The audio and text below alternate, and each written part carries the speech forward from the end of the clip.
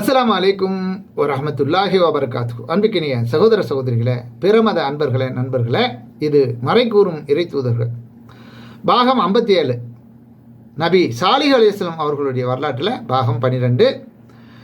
இந்த வரலாற்றில் ஒட்டகத்துக்கு ஒரு நாள் தண்ணி அருந்துவதற்கு விட்டுவிட வேண்டும், நீங்கள் ஒரு நாள் அதோடைய தண்ணியை, அதாவது நீர் அருந்துங்கன்னு சொல்லி அதை அற்புதமாக அல்லாஹ் அனுப்புனது ரொம்ப பிரம்மாண்டமாக இருந்திருக்கும் போல் இருக்கு.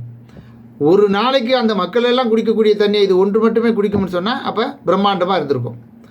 அப்போ அற்புதமாக அனுப்புனது அல்லாஹ்வுடைய அவனுடைய வாக்குகளை, அவனுடைய தூதர்களுடைய பேச்சை நம்பாத காரணத்தினால், அதை நிராகரித்ததன் காரணத்தினால இந்த ஒட்டகத்தை அவர்களுக்கு சோதனையை அனுப்பியிருக்கான். அதை ஒன்றும் அதுக்கு தீங்கு செய்யக்கூடாது, நம்ம சொன்னபடி அவங்க நடக்கணும், அதை மீறிட்டாங்கன்னு சொன்னால் அவங்கள அழிச்சிடணும் அப்படிங்கிறது அல்லாஹ்வுடைய நோக்கம்.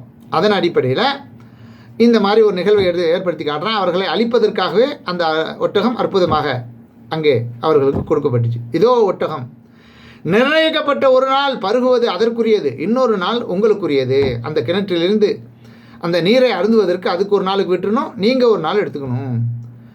அதற்கு எந்த தீங்கும் நீங்கள் செய்யக்கூடாது, உங்களை மகத்தான நாளின் வேதனை பிடித்து கொள்ளும் என்றும் கூறினார்.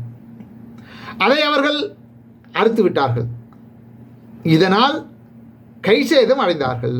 உடனே அவர்களை வேதனை பிடித்து கொண்டது. அதில் தக்க சான்று இருக்கிறது. அவர்கள் அதிகமானோர் நம்பிக்கை கொள்ளவில்லை. உமது இறைவன் மிகைத்தவன், நிகரற்ற அன்புடையவன் என்று 26வது அத்தியாயம் 155 159 வரலையும் தொடர்ந்து அல்லாஹ் சொல்லி காட்டுகிறான். மேலும் அவர்களுக்கு சோதனையாக ஒட்டகத்தை நாம் அனுப்புவோம், எனவே அவர்களை கண்காணிப்பீராக, பொறுமையாக இருப்பீராக. தண்ணீர் அவர்களுக்கிடையே பங்கு போட வேண்டும், ஒவ்வொரு தண்ணீர் குடிக்கும் உரிமையும் பேணப்பட வேண்டும் என்று அவர்களுக்கு அறிவிப்பீராக என்று சாலிஹ் நபிக்கு நாம் அறிவித்தோம். அவர்கள் தமது சகாக்களை அழைத்தனர். அவன் ஒட்டகத்தை பிடித்து கால் நரம்பை துண்டித்தான். எனது வேதனையும் எச்சரிக்கைகளும் எவ்வாறு இருந்தன, அவர்களுக்கு எதிராக ஒரே ஒரு பெரும் சத்தத்தையே நாம் அனுப்பினோம். உடனே அவர்கள்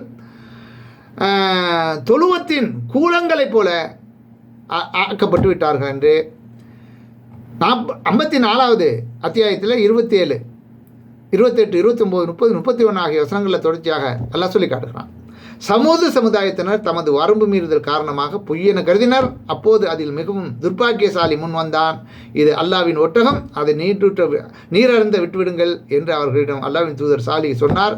அதை பொய்யாக ஆக்கி அந்த ஒட்டகத்தை காலி பண்ணானுங்க. உடனடியாக நாம் அவர்களை அழித்து காலி பண்ணிவிட்டோம் என்று 91வது அத்தியாயத்தில் 11லேருந்து 14 வரை எல்லாம் சொல்லி காட்டுகிறான்.